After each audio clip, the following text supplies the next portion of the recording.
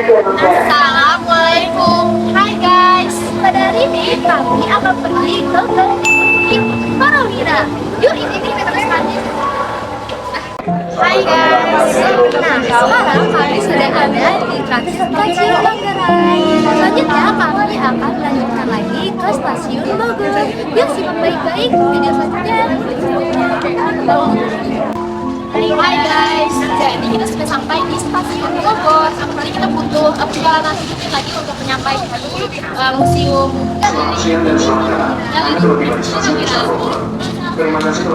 Hai guys, jadi kita sudah sampai di perpustakaan di Kota Bogor.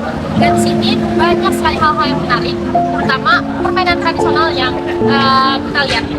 Yuk kita simak. Di sini sedang berlangsung sebuah acara yang menampilkan berbagai mainan tradisional khas Jawa Barat, yaitu Sunda, seperti begir jepret, gasing bambu, otok-otok, dan lain-lain yang diselenggarakan untuk mempertahankan identitas budaya.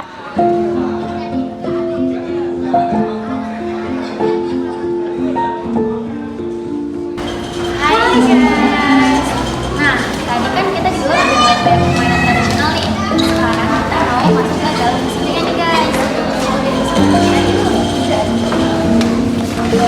Kami telah melakukan reservasi terlebih dahulu, kemudian mengisi absen serta data diri pada formulir yang telah disediakan. Pramuwisata memberikan arahan tata tertib kepada seluruh pengunjung sebelum memasuki area tersebut. Saat memasuki ruangan, kami berpikir, wah ini konsepnya cukup unik ya. Terdapat ukiran serta ruangan yang bernuansa biru. Galeri Bumi Parawira menampilkan sejarah kerajaan Pajajaran yang berpusat di Pakuan, wilayah yang kini menjadi Kota Bogor. Melalui replika prasasti, artefak, dan lukisan, galeri ini menggambarkan sistem pemerintahan, kehidupan sosial, serta aktivitas ekonomi masyarakat Sunda pada masa kejayaannya. Di bawah pemerintahan Sri Baduga Maharaja, Pajajaran berkembang pesat melalui penataan infrastruktur, aturan adat, dan kegiatan perdagangan, terutama komoditas seperti beras, lada, dan hasil hutan. Setelah Pajajaran runtuh, wilayah Pakuan tetap dihuni karena kondisi alamnya yang subur dan strategis. Faktor inilah yang kemudian mendorong terbentuknya Kota Bogor, yang pada masa kolonial juga dijadikan sebagai pusat administrasi. Galeri Bumi Parawira menegaskan bahwa Kota Bogor memiliki sejarah kuat yang berawal dari peradaban Kerajaan Pajajaran. Jadi di sini ada naskah cerita dari Parahyangan yang ditulis pada tahun 1670, setahun setelah Kerajaan Pajajaran runtuh. Naskah ini berisi tentang sejarah kepemimpinan Kerajaan Sunda dan Kerajaan Galuh. Dalam naskah ini dipertegas bahwa ada raja-raja yang berhasil memimpin kerajaan sebab mereka mengamalkan dengan baik ajaran leluhur. Hai guys, di sini ada Prasasti Batu Tulis Bogor. Di sini aku akan membacakannya ya. Nah, Prasasti Batu Tulis Bogor adalah sebuah tanda peringatan yang dibuat pada masa Prabu Surawesesa pada tahun 1533 Masehi untuk mengabadikan sosok ayahanda yang luar biasa, Sri Baduga Maharaja. Prestasi, gelar hingga mahakaryanya Sri Baduga diabadikan dengan agung di prasasti ini. Ada pemodelan revolusi dan orde lama. Jadi perjuangan yang gigih dan berdarah-darah telah mengantarkan bangsa Indonesia ke depan pintu gerbang kemerdekaan Indonesia. Kabar proklamasi kemerdekaan Indonesia tersebar dengan cepat lewat radio-radio. Dan di sini ada contoh radionya. Hampir sama ya guys. Para bumi putra mulai mengibarkan bendera merah putih dengan simbol kebangsaan.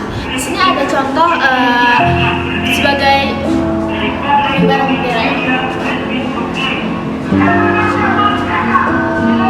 Namun perjuangan belum selesai dan sebaiknya tidak boleh diselesaikan.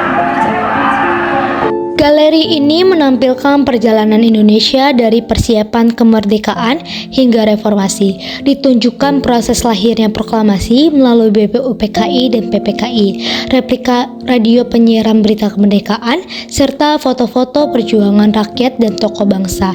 Perjalanan sejarah ini berlanjut dari masa awal kemerdekaan, Orde Baru hingga reformasi 1998 yang membawa perubahan besar bagi Indonesia.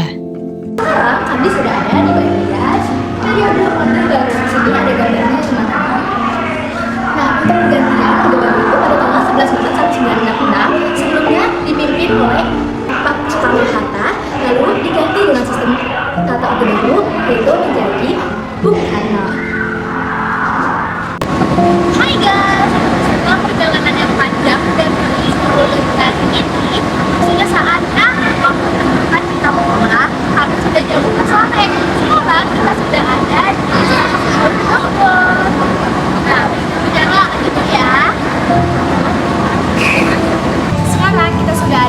stasiun akhir yaitu stasiun